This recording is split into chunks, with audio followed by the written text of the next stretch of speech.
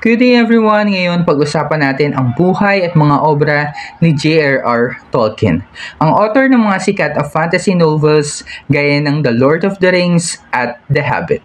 Siya ang tinaguriang father of modern fantasy dahil sa malalaking impact ng mga kwento niya. Tara, simulan na natin. Si John Ronald Reuel Tolkien or mas kilala sa J.R.R. Tolkien ay pinanganak noong January 3, 1892 sa South Africa. Pero lumipat sila ng England nung bata pa siya matapos mamatay ang kanyang ama. Unfortunately, maaga rin siyang nawalan ng nanay. Kaya lumaki siya under the care ng kanilang guardian, isang Catholic priest. Mahilig na si Tolkien sa mga kwento at wika nung bata pa siya.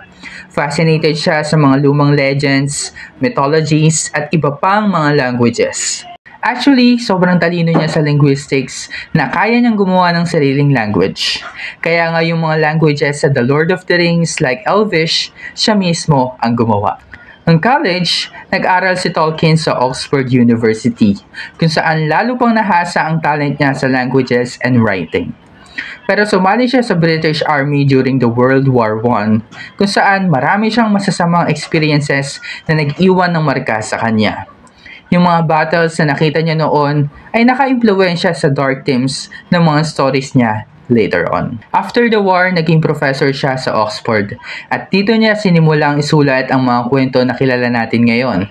Una niyang sinulat ang The Hobbit, isang kwento tungkol sa adventure ni Bilbo Baggins. Originally, ginawa niya lang ito as a story for his kids, pero sobrang nagustuhan ng mga tao, kaya eventually, naging book ito at na-publish noong 1937.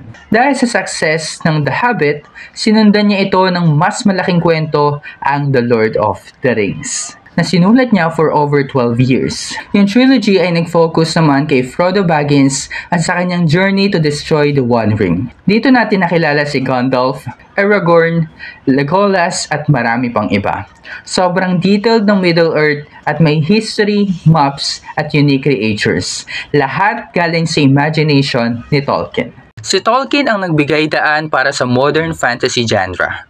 Dahil sa mga works niya, naging popular ang mga kwento ng mga elves, dwarves, wizards at epic battles. Yung mundo ng The Lord of the Rings ay nag-inspire ng countless books, movies at games. Yung passion niya for creating languages, cultures, at histories ng fictional worlds ay nag-set ng standards para sa fantasy. Imagine, sobrang detailed na parang totoong-totoo ang mundo niya at kahit ilang dekada nang lumipas, relevant pa rin ang mga themes niya about friendship, bravery, at battle between good and evil. So ayun ang kwento ni J.R.R. Tolkien, ang scholar, soldier, at creator ng mga kwentong hindi malilimutan. So dito na lang muna, always remember, take it easy, buddy.